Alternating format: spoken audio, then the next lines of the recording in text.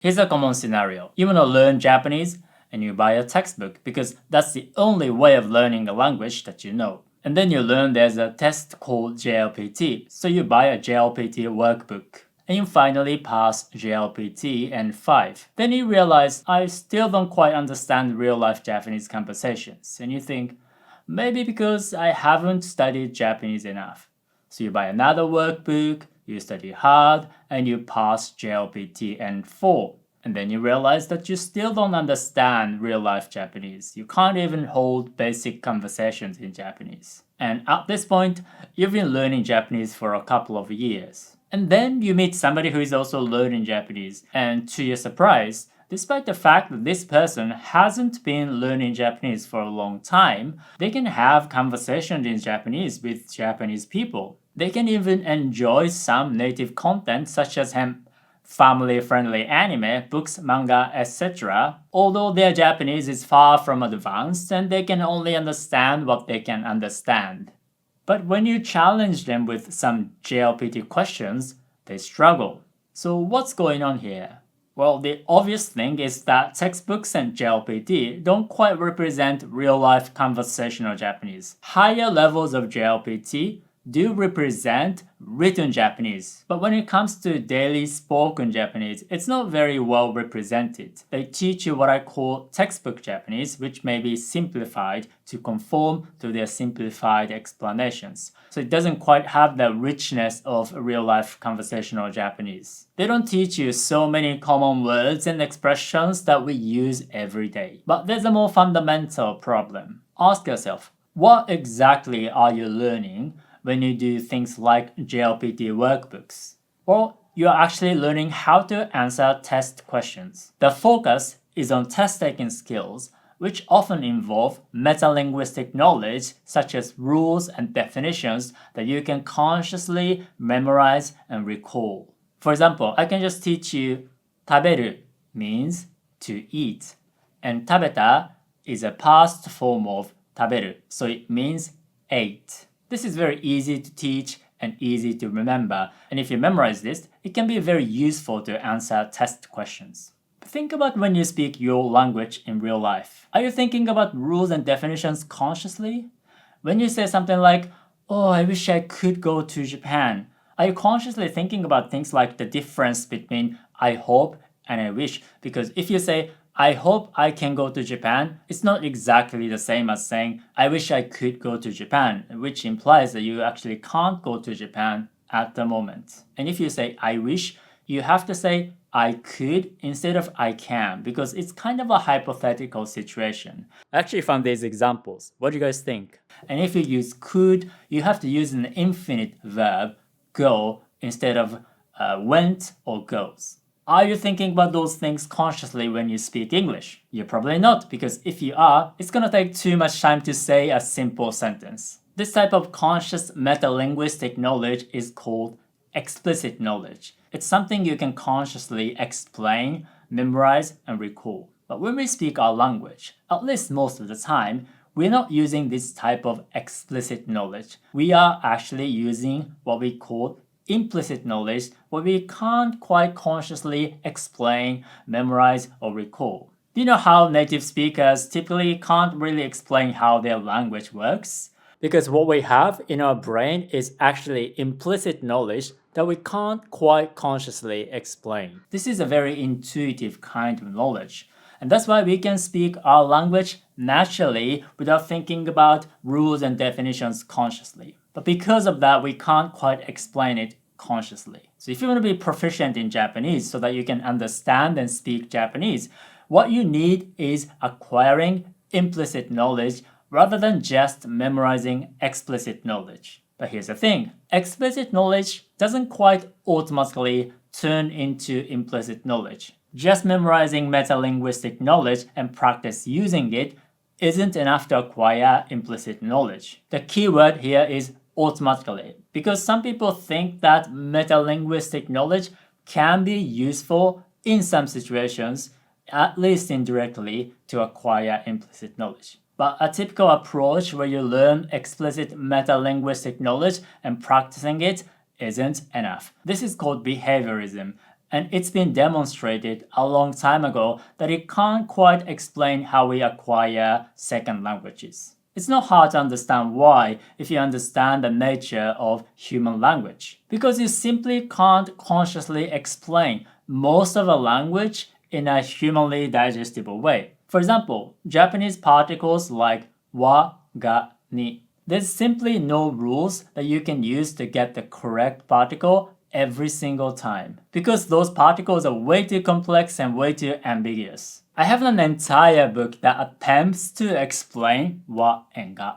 It's gonna be very impractical to try to memorize everything in this book and try to use that kind of knowledge to speak Japanese. And I'm pretty sure there are a lot of cases that this book doesn't cover. We don't even have the single Japanese grammar that everybody agrees with. We have several branches, schools of Japanese grammar, and they say different things. I have an interesting dictionary on Japanese grammar where some entries have different takes by different authors because there's simply no consensus when it comes to Japanese grammar. And the kind of Japanese grammar that you see in textbooks that are specifically written for non-native speakers is actually a simplified Japanese grammar that doesn't quite explain the complexity of real-life Japanese. So logically speaking, you can't just remember and practice rules because there's no such rules. One of the prominent second language acquisition researchers, Van Patten, says this: what winds up in learners' heads is an abstract, complex, and implicit mental representation. Language does not consist of the rules and paradigms presented in textbooks and other sources. But of course, some aspects of a language can be explained pretty clearly. But even then, just because you have explicit knowledge of those things, it doesn't mean you've acquired implicit knowledge. For example, singular and plural nouns in English. This is a pill, singular, and these are pills. Plural. Some nouns like information is not countable, so you can't say informations. And some words like fish can both be singular and plural. So there's a fish, or there are plenty of fish in the sea, although fishes can be possible in some contexts. This is quite simple to explain, and everybody learns this in school in Japan. Yet, very few of them actually acquire this. Which do you prefer, Gunma or Tokyo? There are a lot of good coffee shop. I love coffee, So having metalinguistic knowledge of a language feature doesn't mean you've acquired that feature. This explains why most Japanese people have trouble holding a basic conversation in English after spending so many hours learning English. Like English classes, homework, and studying for exams, I think average Japanese people spend about a couple thousand hours learning English. But what they do is accumulate explicit metalinguistic knowledge and practice using them so that they can pass exams. Because with exams, you have the time to think about those things consciously. So this is a good example of how explicit knowledge doesn't quite translate to implicit knowledge. Of course, if your goal is to pass exams, accumulating explicit knowledge can be a good approach. But if your goal is to understand real-life Japanese and communicate with Japanese people, you need to acquire implicit knowledge. So what's the biggest mistake that lots of people make when they learn Japanese? Well, the mistake is a misalignment of your goal and your approach. So I'm not saying textbooks are inherently bad because they work well for certain goals. They just don't work well with other goals because they're simply not designed for them. And naturally, the next question is, how do you acquire implicit knowledge? How do you acquire Japanese? And the answer is actually pretty simple. When you understand input, something you hear or you read in Japanese, you acquire a little bit of Japanese. And you need a lot of input. So basically like watching a lot of anime, Netflix shows, reading a lot of books and manga, and talking to a lot of Japanese people and listen to what they say in Japanese. The focus here is communication and comprehension rather than memorization and logical manipulation. Let me quote Van Patten again. He says this as an observation. So it's not a theory or somebody's opinion. It's been observed that exposure to input is necessary for L2 acquisition. Input is defined as language the learner attempts to comprehend during communicative events. a good deal of L2 acquisition happens incidentally. This means that we acquire a lot of Japanese without really thinking about rules and definitions consciously. But he didn't say we acquire everything incidentally, and there are many opinions about this. So if you want to acquire Japanese for practical purposes, you need to understand input. And if you want to learn Japanese with me, I will help you acquire real-life Japanese that real-life Japanese people today actually speak by giving you a lot of natural and realistic or real-life examples as well as explanations to help you understand your input. So click the link in the description and subscribe to my email group. And when I explain that you need a lot of input to acquire Japanese, there's always comments like, "Oh, I've been watching anime for years and I haven't acquired Japanese." So what are they missing? Well, the important part is that you need to understand your input. At least you need to understand enough. If you just watch anime with English subtitles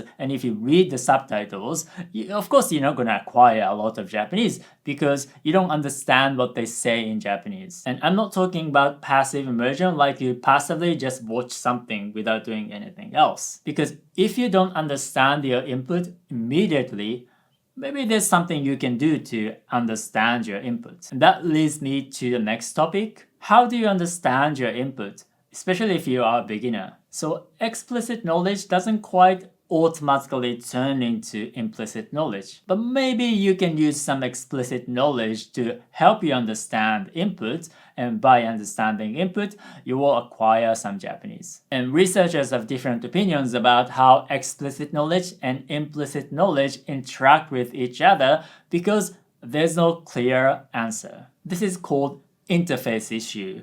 Interface as in interactions between explicit knowledge and implicit knowledge. Some people think there's no interaction, like explicit and implicit knowledge are completely separate and they have nothing to do with each other. You've probably heard of Stephen Krashen and his input hypothesis and comprehensible input. He's often associated with this non-interface position, although I'm not really sure what he thinks today. And there's this strong interface position that gives more credit to explicit knowledge. One of the prominent figures is D. Kaiser. But if you actually read what he writes, he actually acknowledges its limitations. For example, this is what he writes about skill acquisition theory, which is like an updated version of behaviorism. Skill acquisition theory is most easily applicable to what happens in A.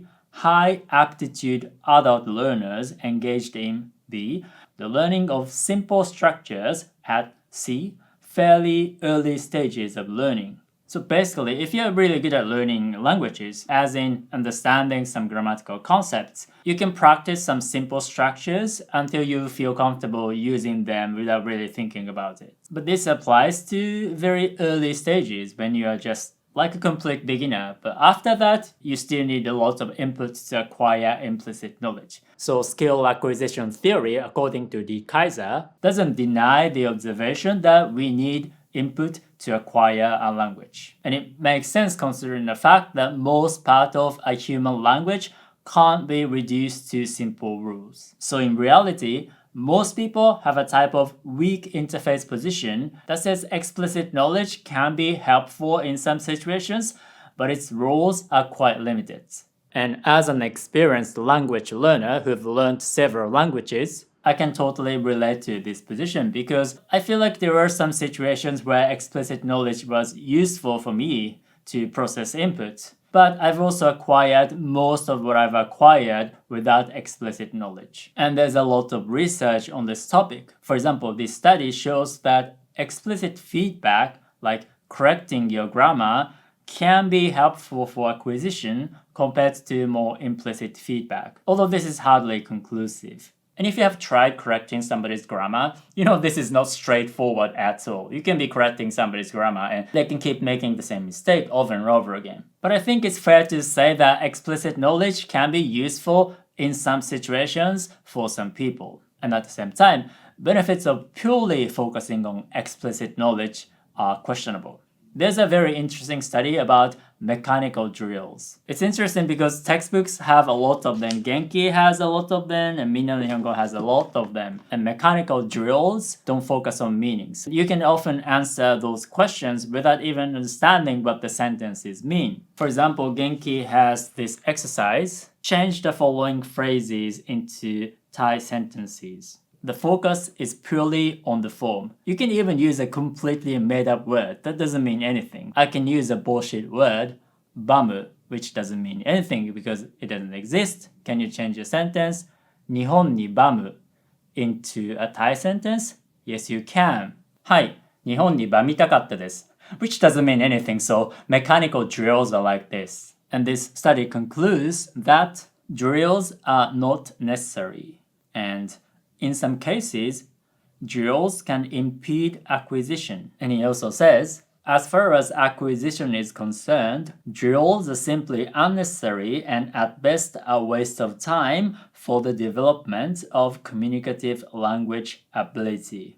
So I actually used to have mechanical drills like this on my courses, but I'm constantly learning and updating my knowledge, so I removed my drills and replaced them with comprehension-based quizzes, which will promote acquisition. Now, I need to talk about vocabulary because the research I was referring to about explicit and implicit knowledge is actually about grammar. But when it comes to vocabulary, it seems like the role of explicit knowledge is a bit clearer, meaning it seems like explicit knowledge is more useful with vocabulary. I'm gonna quote from this book, Vocabulary in Language Teaching. There are good reasons to believe that vocabulary requires a different approach from grammar, which incorporates explicit attention to learning the lexical items themselves.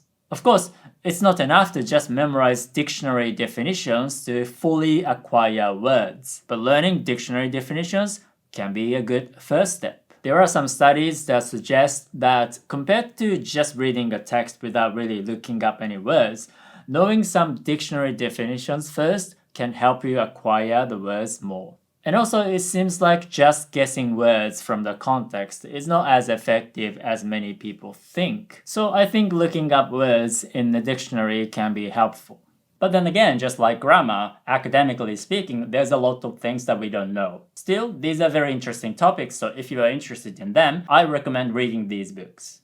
However, if you just want to acquire Japanese, you don't need to understand these technical details because what you have to do is very simple. Just find input resources that you personally like and hopefully they are easy enough for you and try understanding them using dictionaries or some grammar explanations. That's it. Pretty simple. When I say this, some people are like, oh, but I learned from textbooks and I speak Japanese now, so textbooks must be good.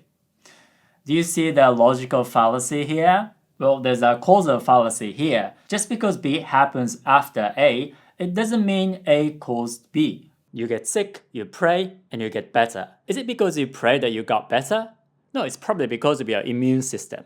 If you've acquired Japanese, you've gotten inputs. So there's a lot of things that you did apart from learning from textbooks. And if you've gotten the same amount of inputs, and even without spending so much time on textbooks, you probably would have acquired Japanese just fine. And textbooks also have their own problems. For example, textbooks often use unnatural languages, and it's been demonstrated that if you learn a language from a textbook, you will end up thinking that the textbook language is natural when it's clearly not for native speakers. And textbooks also often teach you oversimplified rules. And people who learn a language predominantly from textbooks often end up over-applying those simplified rules, which result in unnatural, non-native-like language. Of course, there's nothing inherently wrong with speaking like a textbook, so it just comes down to preference. But if you personally prefer sounding like a native Japanese speaker rather than textbooks, that's something to think about. I also get questions like, well, I want to acquire Japanese so that I can communicate with Japanese people, but I also want to pass JLPT. So what should I do? Well, the answer is simple. You should just focus on acquiring Japanese and gaining implicit knowledge. Because you can actually use implicit knowledge to pass JLPT. JLPT N1 simply uses real-life Japanese books. So if you can comfortably understand average Japanese books for average Japanese people, and you can understand average Japanese conversations, you can pass N1 no problem. So if you want both, you can just focus on acquisition. Now, when my friends want to learn a language, not just Japanese, I often explain how language acquisition works. But some of them are like, oh, okay, I understand. And they go back to the same old behaviorist, memorizing metalinguistic knowledge kind of approach. So why does that happen? I can think of a few reasons. For example, some people seek external validation. Remember, explicit knowledge is easier to teach and easier to test. So if you want to excel at tests, it's often just faster to memorize pieces of metalinguistic knowledge. I'll give you an example. So 食べる means to eat. And there's this inflection. 食べさせられた. I was made to eat. I was forced to eat. This is called passive causative form, which non-native speakers often find difficult. So it might be a bit tricky to understand, but if you spend maybe 10 to 20 minutes, you can probably remember this metalinguistic knowledge. To make this form with 食べる, you simply replace る with させられた, and it means was made to eat, forced to eat. But if you want to acquire this concept so that you can understand it intuitively and even use it intuitively, it's gonna take a long time. And if I give you a test question like, oh, what does ラーメンを食べさせられた mean? You can either use explicit knowledge consciously to answer this question, or implicit knowledge to intuitively know the answer. And teachers won't know which type of knowledge that you used to answer this question. So if you just want to get good marks, of course, you're going to focus on explicit knowledge. And with Japanese language schools, it's the same thing because explicit knowledge is easier to teach, easier to test. Students want validation, so they have all the incentives to teach explicit knowledge. And a lot of second language acquisition research has the same problem because they often end up just measuring explicit knowledge. For example, this paper tries to figure out if instruction makes a difference. But if you actually check how they tested the subjects, you'll realize that you can actually use explicit knowledge to answer those questions. So, explicit knowledge in, explicit knowledge out. Nothing surprising here. When you read second language acquisition research papers, you have to pay attention to how they measure the results. It's a very common problem. So many people are drawn to explicit knowledge because it's easy to teach, easy to memorize, and easy to test. But I think there's also another possible reason, which is cognitive load. Because if you want to understand real-life Japanese as a beginner, it's gonna take a lot of brain power. And some people simply don't like the challenge. It can be a very cognitively demanding task. Memorizing pieces of information can be easier. It doesn't mean it's effective, but it's easier. And also maybe fear of unknown. They're afraid that they won't understand real-life input. They spend too much time preparing for that moment, which will eventually, hopefully, come. But it takes much less than most people think to start understanding real-life input. So if you want to learn Japanese with me, I will give you natural and realistic input, as well as curated real-life conversations with lots of explanations so that you can acquire Japanese. I also have some free lessons, so click the link and subscribe to my email group, Japanese with Yuta.